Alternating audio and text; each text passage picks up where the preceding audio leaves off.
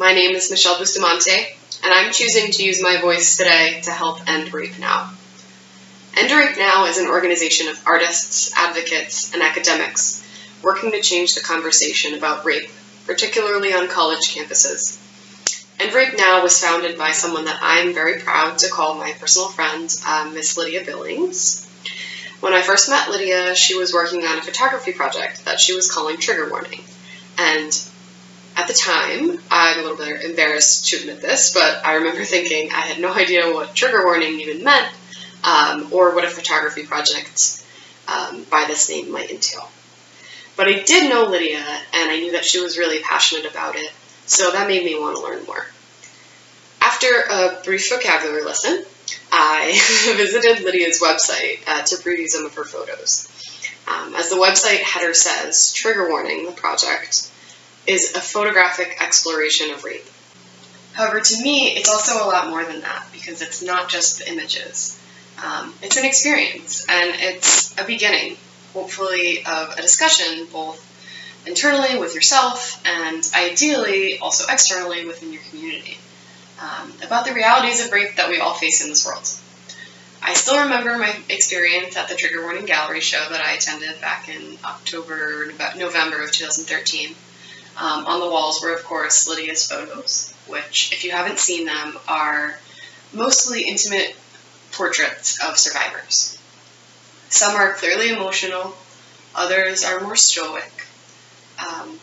But something that I noticed and think about now that was really subtle but powerful is that at the end of the day, they all just looked like regular people, and by that I just mean that they all almost look familiar. They look like they could be your friend, or your brother or sister, or that girl you met one time casually, or the guy that you pass every day in the hallway.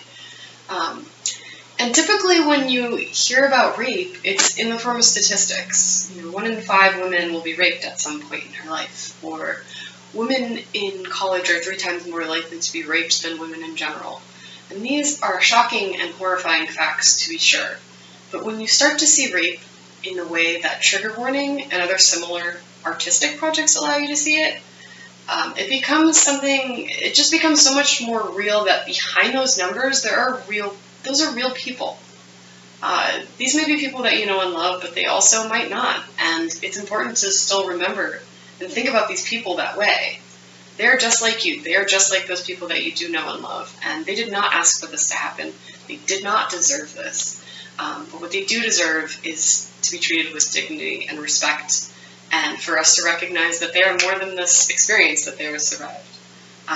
So to me, this awakening and shift in perspective is a big part of what Trigger Warning brings to the table in the fight against rape, and as a part of the larger End Rape Now movement.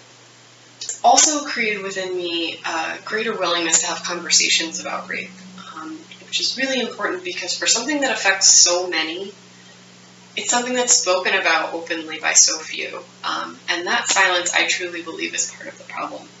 We cannot begin to change things that we cannot even have a conversation about. So if you're interested in joining the fight to end rape now, please consider doing so by supporting the group at rockethub.com during their crowdfunding campaign. I just want to say thank you to End Rape Now and Lydia for your passion and your work, and for actively using your skills to help make the world a safer place in the best ways that you can.